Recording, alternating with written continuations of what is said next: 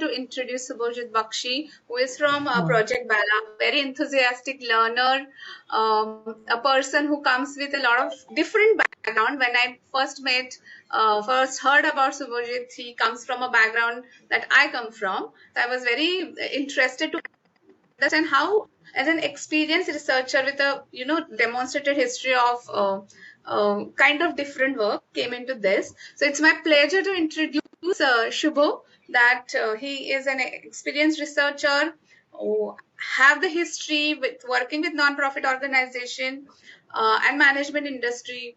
He has a great communication strategy design and communication engagement facilitation, and also he worked with the government in his earlier for licensing and all.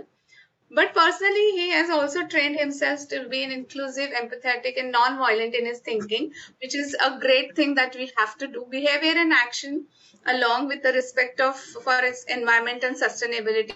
So I guess Shubho is a mixed package of many things that we have today, and he is going to be the moderator for this fireside chat. So thank you so much, Shubho, for accepting the invitation. Thank you so much. Thank you, Dipali. Thank you to the entire RISE team as well as ITOBORO Impact. And definitely, I would like to introduce today's guest, Mr. Vinod Shetty, who is running ACORN Foundation since 2008. And I would like to share a bit about its initiatives. So one of its most known and celebrated initiative is Dharavi Rocks, a music band, which was started by Vinodji. He is an advocate by profession in 2008 from Asia's one of the largest slum, that is in Dharavi in Mumbai. And till date, more than 5,000 underprivileged kids have been part of Dharavi Rock's music education project. Earlier, they used to work with various international, and they have worked with the various international and famous musicians like Shankar Mahadevan ji, Sunita Rao ji. And these musicians, these artists did workshop for the kids. ACORN as an institution also educates the kids in Dharavi Rocks and supports them. They believe in recycling, and its message is to segregate waste at home as well as in official spaces. They play on recycled instruments and have done over 150 shows to raise awareness about respecting waste collectors and reducing recycling and reusing our plastic on a daily basis. They want music to be the language of love and peace. So, Vinodji, welcome to this platform and thank you for giving your time. So, thanks, many times while I was interacting with you a few days back also, I understood that you personally are not born and brought up in Dharavi. So, I would like to open this conversation with your first exposure of Dharavi as a child, and as a moment of realization when it hit you that something needs to be done here and you need to come there to make people realize that they have the if they can if they want to, they have the will and the power to bring positive change. Vinodji, up to you.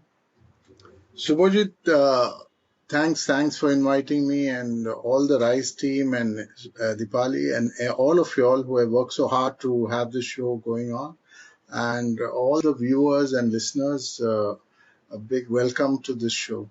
My relationship with Dharavi starts from when, as a child, you see, my grandfather had a restaurant in Dharavi, and he is one of those migrant entrepreneurs, the Shettys, as you know.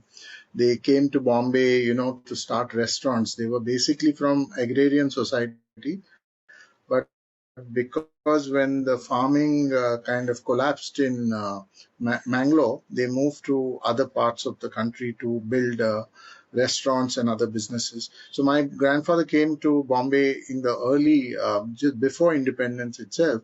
And by 49, he had established his first restaurant in Dharavi, which is next to the labor camp. The labor camp in Dharavi is actually home to one of the largest Dalit, populations. And it was the British had set up this labor camp mainly to provide labor to the city. And I'm very proud to say that my grandfather started this small shop to basically cater to the poor, working class, migrant population of Dharavi. And that is where my link starts, and that has only grown over the years. And till today, when I hear the most familiar sound of Dharavi is, the idli wala who comes on the cycle, and that sound of the horn. Every Bombay wala recognizes that sound of the horn, which is a mark of the idli guy. And today, even sometimes I see outside a big hospital like Lilavati, the staff who are in the uniform, when they have such fancy canteens inside, they are outside eating idli and vada, which is made in Dharavi. So this is my introduction to Dharavi, and Dharavi has become so much part of Bombay's life as a workers' colony in central Mumbai, and having this kind of a population which believes in hard work.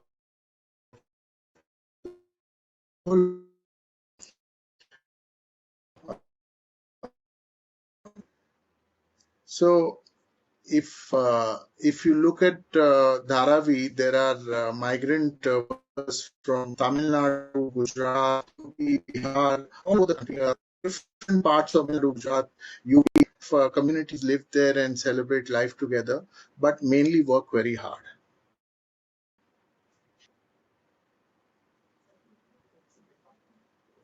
So, Vinodji, thank you for sharing about your exposure of Dharavi.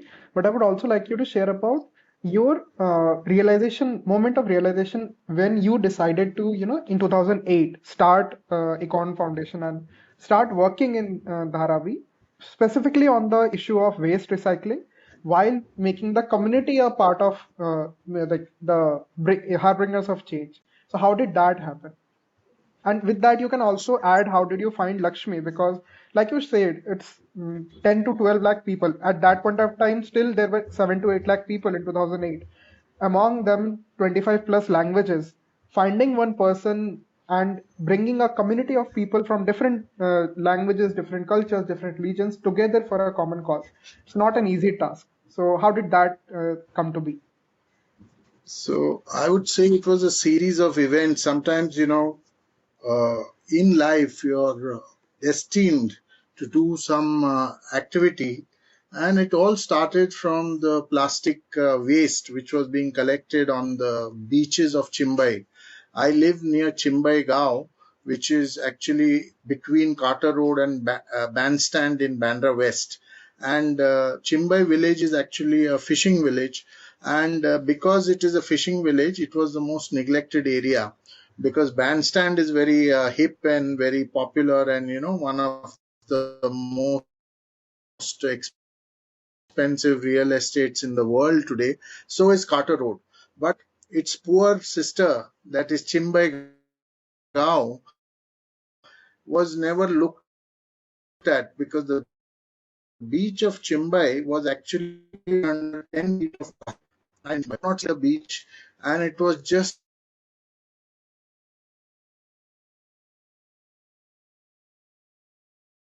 of the sea. But when we saw our beach, it was just plastic. And it always struck us as to what can be done to remove the plastic, because the inhabitants of Chimbai were not powerful people, and they were not in a position to get this plastic cleaned, and the municipality and all the authorities were not interested in Chimbai. They would have a lot of beautification of Bandstand and Carter Road. And that is when I started writing letters to the BMC. My wife started writing petitions, and nothing was happening. And during this time, I would see a lot of what today are called waste collectors or rag pickers. They would come from morning and collect this plastic, and they would be putting it into their bags, and this would continue sometimes right till evening. So I was fascinated by the world of rag pickers, and in fact, our good friend and supporter Shankar Mahadevan, who used to uh, record his music at a studio which is in Chimbai, next to Salman Khan's office. And I got him also to come and see the plastic and say that, Shankar, can we do anything about this? So Shankar also was disturbed because he could see children play football on it.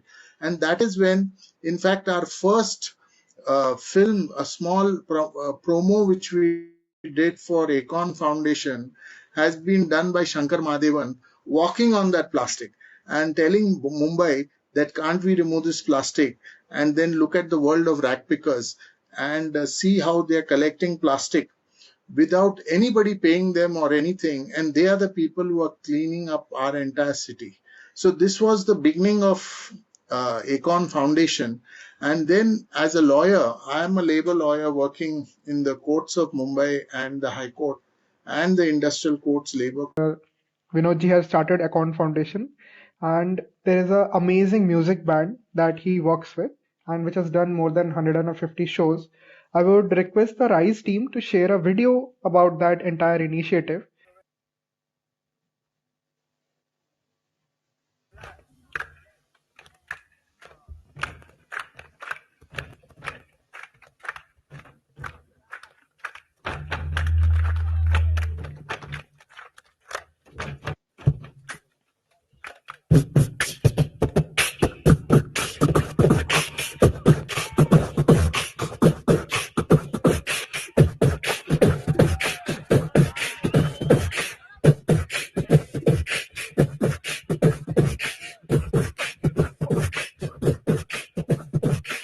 Dharavi is one of the largest slums in Asia. We have a population of 1 million to 1.2 million people living here.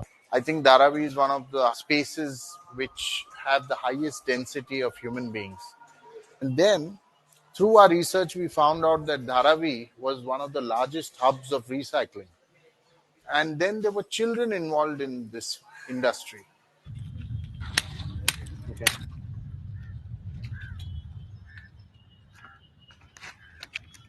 So from 2008 onwards, we've been working both with the adults as well as the children. And for the children, especially, we started with music, and the Dharavi Rocks band was formed. ये धारावी कहानी जरा सुन मेरा भाई, यहाँ थोड़ा गंदगी है बाकी सब सच्चा है, ना कोई बात ना कोई डर, यहाँ का पब्लिक अभी कूल है। धारावी कहानी को तू जरा चलने, यहाँ के छोटे छोटे बच्चे अब फंसे नशे में, बड़े बड़े पटेल ने धारावी से टच स्मोकिंग कॉस्ट कैंसर बस legal in the shop, this all thing going to be a one घंटा shop. Roundhouse International is a new program that the Roundhouse runs. It's about linking young people from the Roundhouse with young people all around the world and creating spaces for genuine exchange and dialogue and creating exceptional art out of that exchange. Yeah, there we go. 1, 2, 3, 4.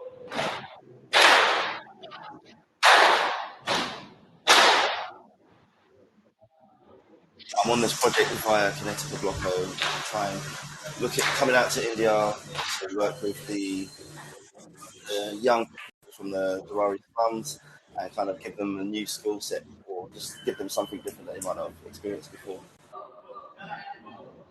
It's got a great energy and great desire to be part of this project.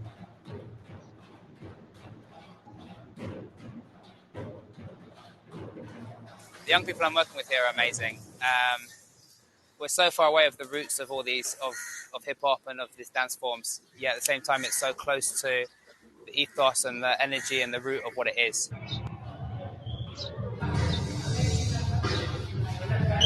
The level of ability is incredible.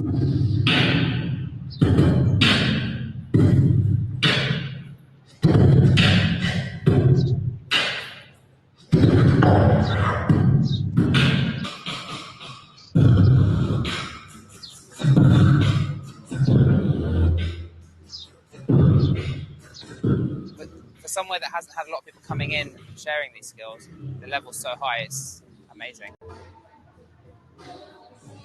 There's a sort of exchange going on between us and them. So for me, it's really an advantage because I don't know when would I have gone to London.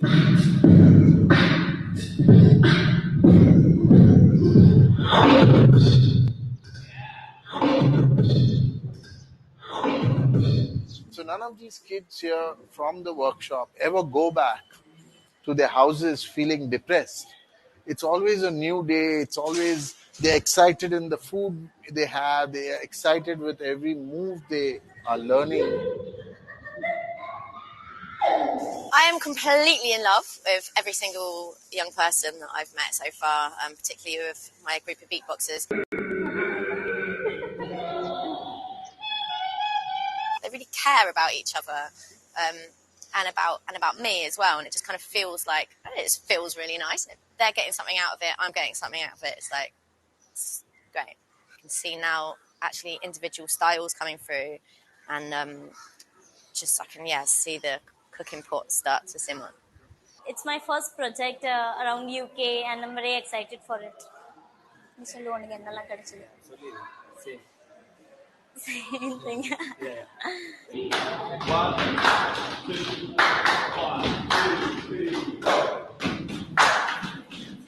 It's just a beautiful thing to see, and that's why we do this work. It is really, it's inspiring for the artists, it's inspiring for the Roundhouse audiences, and it's inspiring for the communities to see these young people kind of taking themselves to new levels.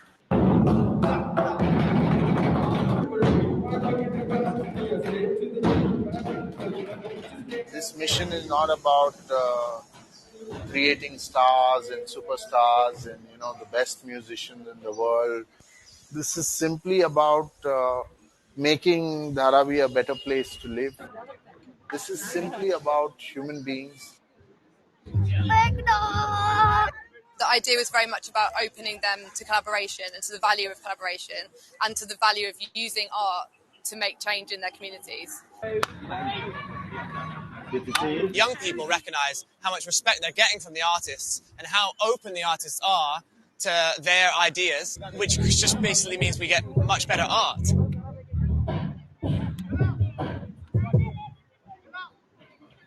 तो एक बार जोरदार तालियां बजा देना। एक number वो card public respect. Hello, Dharavi.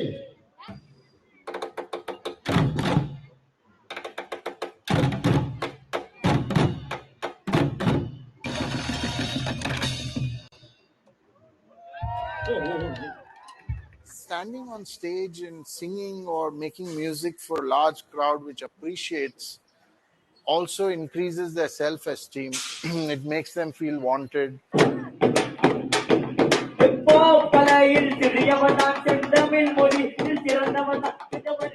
think it's a huge step forward, and this will be a life changer for these kids.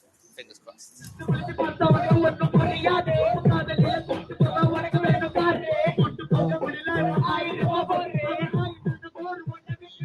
love to come back and see what this project has done for them as well. See a progression.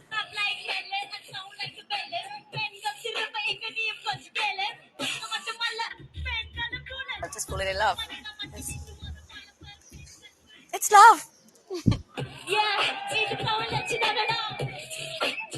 The more we create spaces for those interactions to exist, I believe that the world will become a better place.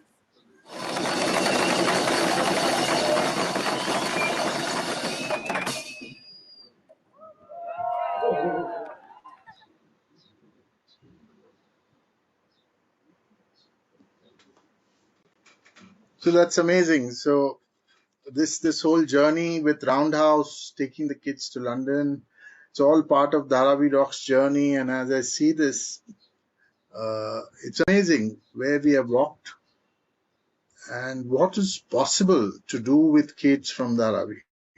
So I'll just recap to where we left. The point was, how do we do something for the rag pickers? That the waste collectors belong to some of the poorest of poor in India. They are the most underprivileged parts of this society. Okay, so what Gandhiji said, look for the poorest of poor. And where else do you find them other than waste collectors? Because if you look for waste, and you will see those who are handling waste in Indian society are the poorest of poor. So they could be, caste-wise backward. They could be women who have been abandoned. They have been left on their own. Children who have left their houses. You see men who are, socially not, they are dysfunctional. You'll find some of them who are addicted. So it's a whole part of an invisible workforce. You see, it is a workforce which we as a country and we as a people don't recognize. We don't want to see. We don't want to see who's handling our waste. And this, to me, was a challenge, that what can be done for these people which nobody has done. So let me be the voice. Let us start an organization. And luckily for me, I come from a part of society which has access to many friends, institutions, people abroad. So frankly, this would not have been possible without the support of my family and without the support of friends, relatives. Everyone supported, gave their hand. And today what you see as ACORN Foundation is like a pyramid which has been created by people on the grassroots and people in society who care. So it's just not me. It's a whole number of people, I would say thousands of people, who over the years from 2008 onward supported. So we started by making a documentary which is on YouTube, which is called Waste. That was a documentary where a young filmmaker called Parashar Barua, who also wanted to do something for them, joined hands with us, and he followed the boys who were rag pickers and waste collectors for 3 months. He took his camera. He was freshly out of Film and Television Institute, and he followed them into all the places in Mumbai which you can't believe existed. All the marshy land behind the BKC, the Methi River, the dirtiest places. These boys would jump into the water and look for plastic. So once this documentary was made, ACORN took it to colleges, schools, institutions, and it was on the online, and at the same time, Slumdog Millionaire came out. You see, the whole movie came out, and it was a Hollywood movie, and suddenly Dharavi became the term which people started using, and the movie was a big hit. And though it showed its own Western kind of a bias of how they look at Indians and the slums, but of Dharavi brought all the spotlights on them. And you would find busloads of people coming from all over the world, stopping at Dharavi and wanting to see it. So this is the beginning of ACORN Foundation, and this is how we started working for the poorest of poor, and we became the voice of the voiceless. Vinodji, really just amazing. And congratulations to your team. I think they are performing today in the music festival and sharing the stage with Sara Ali Khan today. Yes, and with Anuradha Pal, they're doing a Jugalbandi. It's with dance, with music, tabla, and we've really reached there, yeah. Amazing. And so what we see today is the tip of the iceberg. And we all have seen how lawyers are stereotyped in our movies. So how does a lawyer who is working as an activist as well for all the people in Dharavi comes in touch with music and uses music as a ray of hope? Why I ask this is also because as a trainer in Project Bala, I have traveled across the country and I have interacted with multiple people. But it's not easy to bind them together on a very simple or a similar tone. But you have used music as a element to, bind the entire cultural ethos of Dharavi. So how did you get in touch with music, and how music helped you bring Dharavi Rocks into fruition? So I would say that it all started with teaching.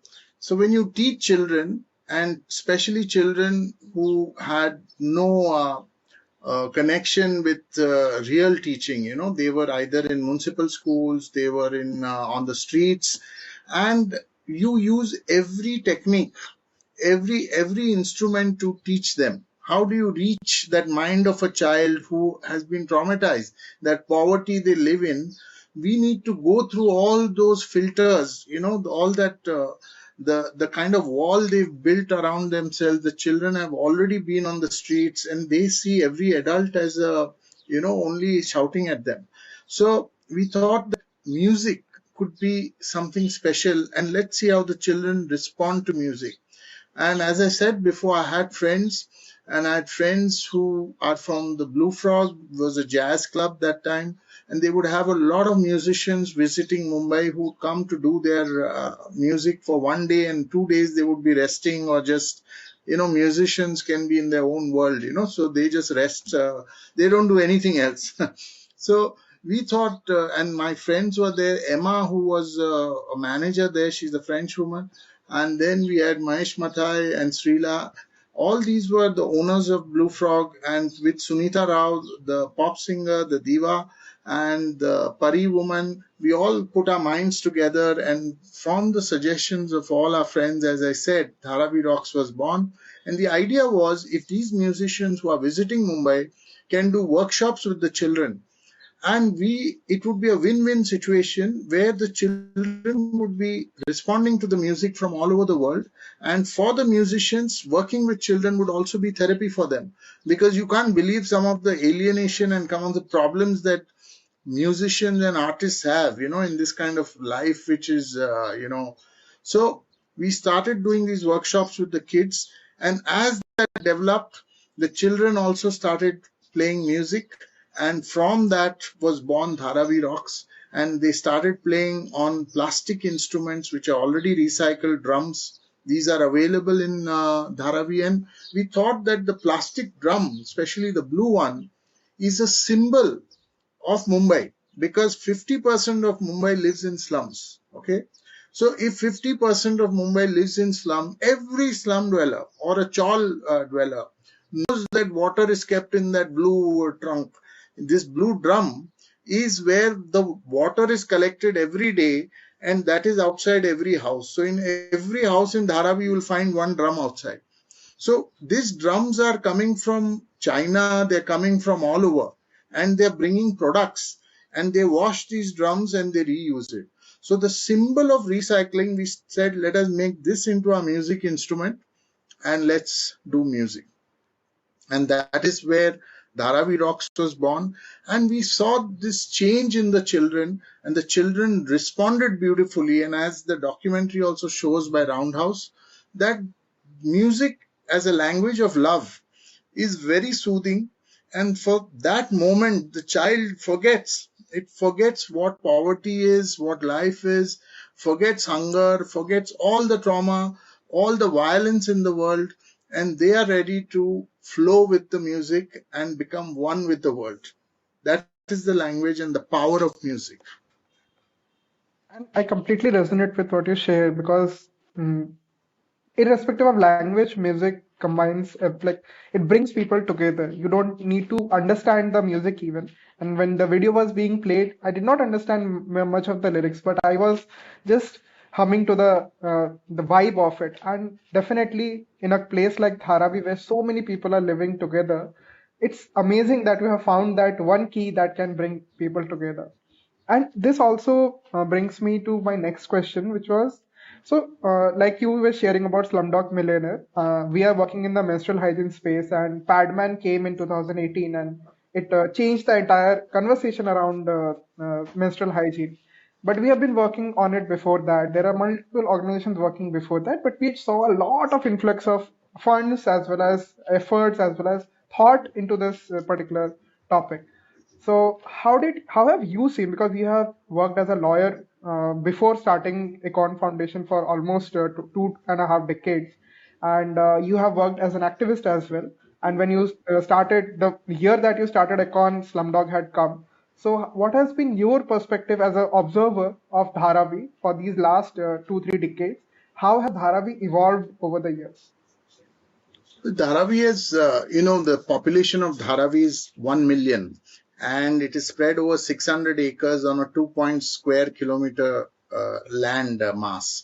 So the people of Dharavi have always been hardworking and sincere. In fact, the whole of Dharavi has been reclaimed from the marshy land. These are the people who are actually, they've come from all over India, and many of them are coming from demolitions which have taken place in other parts of the Mumbai. So they have come through generations, nearly 3 generations have built Dharavi. So this land land for the people of Dharavi is their holy land, that is their Matrabhumi, and that is their Kurukshetra. So the people have actually built from childhood, they have put matti in the ground and built Dharavi. So Dharavi didn't fall from the skies. Okay, so and in fact, this is a pure product of labor of working people. So what we see Dharavi and what my view of Dharavi is that it is a colony of working people. Okay, it is a workers' colony. And if we look at working people in this city, you walk in Dharavi, whenever my guests come, people who come want to see, they will see that somebody puts up their head from their work for about 5 minutes or 2 minutes maximum. Once they register who you are and what you're doing, they go back to work. And people are working for 12 hours. And why do they work like that? Because they believe that the people in Dharavi believe that the only escape from poverty is education. And they want to educate their children. So the life they missed out, the opportunities which they lost, they don't want their children to suffer the same fate. They truly believe that education is the key, and whatever they do in Mumbai is their shram or their hard work to put their children through school. Because if you see all over India, people are being displaced. People are coming from forests, from mountains, from hills, from where their villages were. They come to metro cities looking for work. And when they come here, they find that if they find some place to live, and in Mumbai there is no space, what we can't offer to anybody is living space. So the people of Dharavi have made this their house, and they have created a township. There are various talks of Dharavi going into redevelopment, and what we see today is actually the redevelopment of Dharavi and what is called development. And people want to develop Dharavi. People have been waiting for this development for 25 years. 30 years they've been promised that there will be a change in their lives. And every time elections come, elections go, people watch, they with hope that if they have put their votes for a new party, whether it will give them toilets and whether the drinking water will come to. See, the fight in Dharavi is not for luxuries. They are not looking for swimming pools in the on the terrace. They are not looking for gymnasiums in their building. They are saying, give us drinking water. Give us schools for our children. Can our girls walk on the street without being pushed around? They are looking for transport, and they are looking for good health services. So these basic things is what they are looking. And today there is a controversy regarding the redevelopment, and various issues are up there. But my only hope and wish is that in the name of development, we don't throw out half the people who have made Dharavi. Because as per the new redevelopment plan, only about 50,000 houses will be built. And the rest of the people may not have space in Dharavi. And this will cause one of the largest displacement of working people in this country. And I feel every working person contributes. And they contribute, maybe they are not taxpayers, but through GST, through taxes, through octroi, all these different taxes, they are buying products and services to which it goes into the state coffers. So we must treat every person in Mumbai as a citizen, and it is civil society's responsibility. It is the government's responsibility to give housing to them. So my sincere hope is that when the redevelopment takes place, the people of Dharavi will be getting better houses. They get houses where toilets are there, drinking water is there, but their children should have schools around them. There should be open spaces, gardens for them to play, and health services should be provided to them. All this people will gladly accept if there is a plan shown to them, and we have to make the plans inclusive. We have to make them part of people's lives and start a dialogue with people. Then you will find that resistance won't come if you make people part of the plan and tell them what we are going to do for them. This is my sincere hope for Dharavi. And definitely, sir, I also pray, I also wish that what you are hoping for also comes around. And like you mentioned, that it is not only a place for living, but it is also a place for work. It's people are living on the second floor and sorry, on the ground floor and working on the first floor. There are homes like that. And Dharavi itself like recycles 80% of entire Mumbai metropolitan's waste. So it's not a thing that you can just shove away and get done with it. But it has to be done with the community. It has to be done with their support, with their rights being catered to. And so this also brings me to the point that when you started ACORN, so when I was going through your journey, I never saw it as a charitable institution, but you have always thought about it as an economic upliftment institution where you started with women who are collecting waste and earning money out of it. So would you like to shed light on why this particular route? Why not start it as a charity, but have economical benefit, economical upliftment a part of it, and how you added schools and offices to be a part of it? Yeah, as a civil liberties activist, as a student activist, and a lawyer, I always believe in democratic rights. I believe that democratic rights, as enshrined in our constitution and the constitution of Baba Sahib Ambedkar given to this country, we have to give civil rights, we have to give people working rights. All these rights are to be given to people. They should not be begging for these rights. So the point here being that how do we make people part of this, bring them central to our lives. And as a lawyer, I see that if we can take this constitutional rights back to the people and take it to the grassroots, instead of it being in some ivory towers and only for a handful, justice can be denied to a maximum, to the majority of the people. They should be brought to the people's lives. So as an organization, I believe that it is not only charity which is required. Charity must be done, philanthropy must be there, only then can organization like us survive. But the model of ACORN is community organizing, that you work within the community with women, with children, and their entire families. It is not one section of society, but you work in the entire area. So when we chose Dharavi, we've chosen to work with the women because we find women the most powerful mediums of change. That if you empower a woman, she will empower the whole family. And through her, we reach the children. And if we educate the child, believe me, the world is waiting to give their knowledge to us. We had recently finished a project with the British Council where the University of West Scotland, University of Bath Spa, had a collaboration in which we ran an innovation lab within Dharavi, and that was teaching 3D printing through recycled plastic to the children. Now, this kind of new technology which is available in the world, if we can bring it to the grassroots and teach children.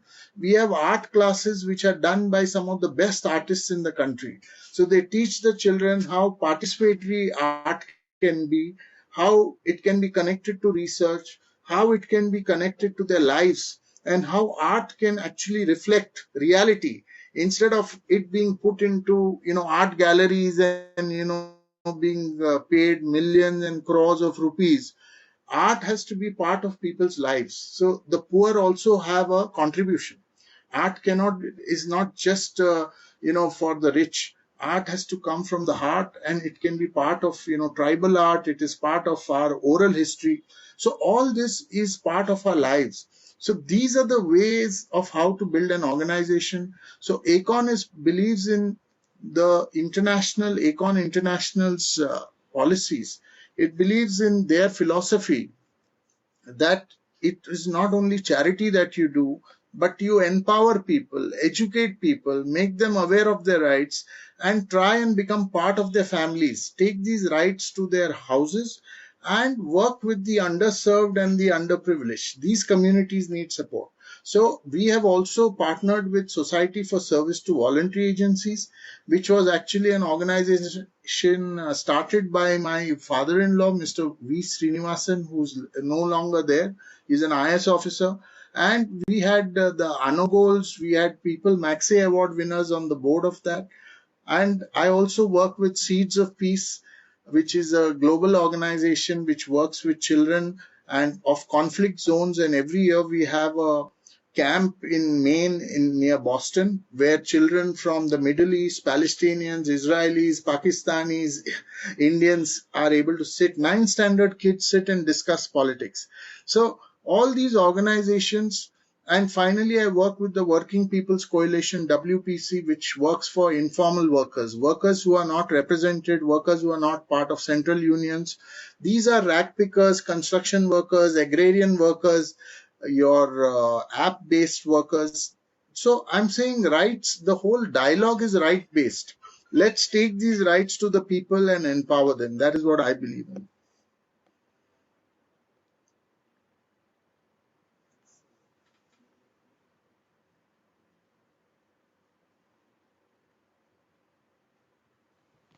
Really amazing, sir. And so, when I was reading about you, and I was also reflecting on my own journey, that it's not easy to recognize one's privilege and shed the conditioning where I have been born and brought up in, and actually look what other people as humans and not just as salespeople, as rag pickers, as different labels that we have heard in our own families, own communities since we were being brought up.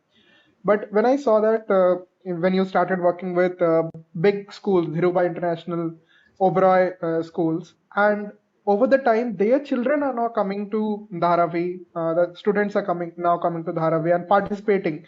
So, how did that shift happen? Why did you choose those schools? How did that partnership come in?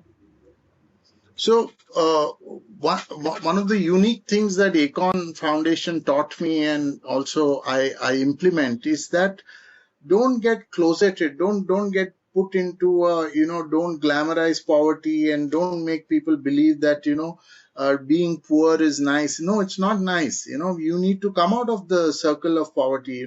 So I've always tried to reach out to privileged sections of society. I don't believe there is that you can't work with the rich, you can't work with corporates. I believe every person in this country, in whatever way, I'm ready to go with a begging bowl to anybody. And if somebody gives me 5 rupees, that is fine. If somebody gives me access to their plastic, I am ready to pick up plastic from anybody. I have no problems. I need access to your waste. If I can give my rag pickers free plastic, then I think I've done something for them. So similarly, when we tell stories, we believe that the stories should be told from the eyes and from the voices of the artists. Me telling anything is not so important, but if if an artist can write a song in rap, or if somebody makes a documentary like Parashar, or somebody creates a thesis, he could be a research scholar from the West. I feel my window is open, my door is open to give access to any privileged section of society. If you want to engage with poverty, you want to engage with the poor, I will help you. I will be your bridge. I will take you. There's no islands here. I will take you to Dharavi, and I will see to it that you get the story. You can make a documentary, make a Bollywood film. Our children have worked with Yashraj Chopra. They worked with Rani Mukherjee in Hichki. So I'm saying I'm ready to go anywhere. I'm ready to meet Amitabh Bachchan ji. I'm ready to meet Salman Khan. I have done all that. And our children, because if it helps our children, we are ready to talk, we are ready to engage. Similarly, the American School of Mumbai was our first place where we started engaging with the students. So we had our first ACORN club in the American school in BKC.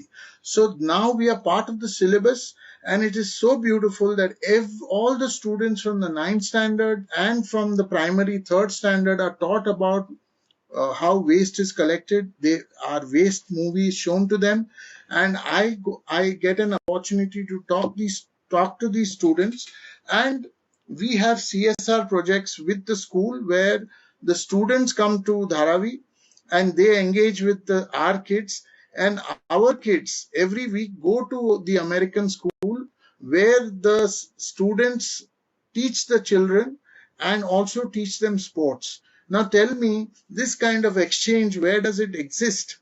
that children from Dharavi are allowed to use the swimming pool of the American school. They are taught basketball. So I'm saying all this can happen if we keep an open mind. We've had these kids come into Dharavi and play games with our kids. And similarly, in the Dhirubhai Ambani school, we take plastic.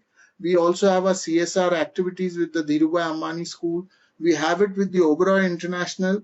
Oberoi International, they collect all the waste of the entire complex, and our rag pickers, waste collectors go there, segregate the plastic every 15 days, and then we recycle. With Bloomberg also, we have a similar arrangement. And with these institutions, they have opened their doors to us and they know the value of the work of the waste collectors. So this engagement with artists, engagement with civil society, engagement with people in Mumbai is very necessary. Otherwise, it becomes, if there's no dialogue, then each side has its own narrative. And then it becomes everybody puts their heels into the ground and we can't talk. So we would like to talk to government, we talk to the bureaucrats, we meet them, tell them about all these things. And in some way, if we can influence those who are making policies and those who will finally employ our youth, we would like to tell them that there aren't criminals here, that in the slums of Mumbai, there are hardworking people who, like you, every mother wants to educate a child. It could be the rich people or the poor people, their dreams are the same. So I feel this is a story which resonates, and this is a story which in Oberoi or in the American school or Dhirubhai Ambani, the children understand and they love Dharavi Rocks. And I'm telling you, wherever we performed, we've had children and CEOs coming and playing with us. We've had stars. We have had Rahul Gandhi. We have had Amitabh Bachchan. All these people have played drums. Alia Bhatt has played drums with our kids. So I think there is a way of reaching them and there's a way of telling the story. If it is told in the right way, I think we can open all the doors possible if we can. And I completely resonate with you, sir, on this. And so you used a word that immediately struck a chord, dreams, right? I think 20 years back, people rarely used to dream. They used to live, they used to sleep. That's the daily routine. But here there are children who are dreaming, who are achieving a lot of things. How has the dreams of these children changed over time? How has that evolved? Would you like to share something on that? Subhojit, what has happened is, I think one thing that has happened, especially to I would say about 5,000, 10,000 children we meet and over the years, is that they think we are magicians. Okay. Vinod sir bole to kar denge, So they feel anything is possible. Like today evening as we talk, they'll be doing their rehearsals and they are on stage with Sara Khan, with Anurag, So I'm saying they feel they can reach the moon. You see, if you can create that kind of hope and dreams in children and not make them cynical, traumatized, angst-ridden, and angry, I'm saying this world will be a better place. And what is our role? Why have we come to Earth? If with all our privileges, me with all my privileges, if I'm not able to create a better world, like we have a World Social Forum, which is happening in Kathmandu. That will be from the 14th to the 19th. I'm also part of that in the organizing committee. So I'll be in Kathmandu from the 14th to the 19th, where about 40,000 people from all over the world will be gathering. People who dream like me, people who believe that another world is possible. And these people are coming from all over the world to Kathmandu to meet each other and exchange these narratives, these stories, and make these dreams possible. So I think the same thing, all of us who are educated, all of us who have mediums of communication, we should help at least 5 children, go out there, try and meet them. And you don't need to make them the best, outstanding, as I said, we don't need extraordinary talent. We need ordinary talent. We have to make them part of the system. The challenge is, how do we make them part of the story? How do we make them stakeholders in this entire, 5 trillion economy? let's make them part of the story and let's change the lens a bit and make it more inclusive. We've had a good time. We travel by air. We've got air conditioners going. We go by car. We've got it all. Now, how about giving a hand to somebody else and bring them and make them part of the story? This will be the challenge for the coming years. And I think all of us, it is possible to make India great, but India will be great only if you're able to make India more inclusive, bring the poorest of poor into the story and make them stakeholders. Definitely, sir. Like how Vivekanand ji had said, give me 1,000 inspired people and I can change the entire country. So you are building those 1,000 people. And to all the participants here who have joined, I believe in my heart that everyone is inspired to change the world. But it's not an easy path. And I genuinely know that ACORN's journey had not been easy. For the last 16 years you have been working. You all they definitely shared about the highs. But would you like to share about some of the lows and how you have continued in that process, how you have not given up and still are working with it? And I hope that will inspire all the participants here to continue, not give up, and know at the end there is light. So I would say that the journey, no such journey when you don't walk on the, you walk on a different path and you're trying to go against the tide. Okay, as a lawyer, I'll tell you what I should be at my stage. I could be at the High Court, I could be a senior counsel. All my friends who have, who have got their sanat by 84 are today senior counsels or they've reached the Supreme Court and they've become, some of them have become judges also. So I'm saying there is a path of career path and they're also doing fantastic work. And that is why I'm here. I'm here because of the good support and the well wishes of all my friends who have reached positions of powerful position. Some of them are editors. But I'm saying when you decide that you will entrench yourself amongst the poor and you will keep on working for the poor, then the journey is tough. It is not going to be a bed of roses and it is not also going to be a road full of thorns. I'm saying whatever happens, if you keep on walking, the path is not going to be smooth, but people will join you.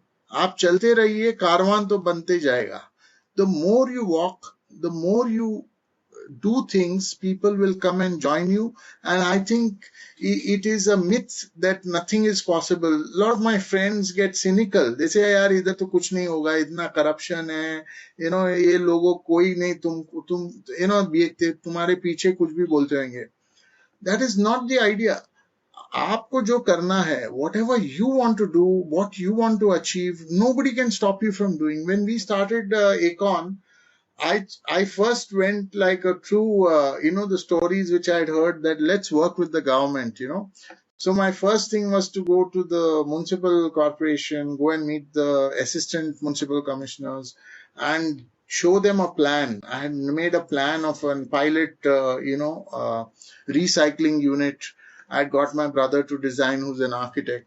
And I showed them that I'm willing to run this. Just give me 2,000 square feet of space and I'll set up this pilot unit and then we can set this up all over the country, which will have plastic recycling, which will have paper recycling, glass, a place where waste collectors can rest, a place where we can have a small canteen for them, and we will incentivize them.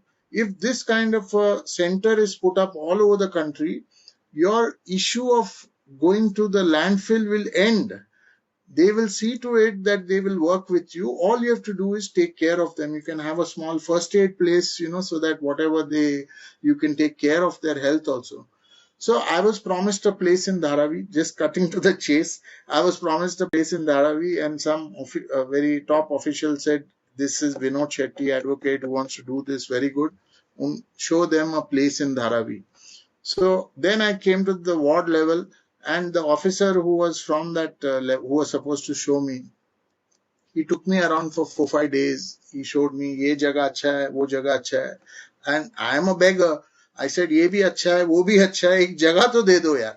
Just give me one place. All these places are very good. He said, ho gaya aapka, ye to aapko acha laga na, very good. 4 days, he said, aap fir abhi main iska project bana ke भेज देता हूँ sir को. After the 4th day, he stopped picking up my phone. And then for nearly 20 days, I kept on chasing him. He said, no, I'm busy, this, that. And then I knew this is not going to happen. This was all a kind of a, mirage which was there, and, you'll get trapped in it if you believe in this. So I said, whenever this happens. I don't give up hope. One day it will happen. Meanwhile, I raised the money. I said, Dharavi apna hi hai, If my grandfather could build a restaurant in Dharavi, then why Vinod Shetty, his grandson, can't go and make something? I said, main jhopda kharidunga.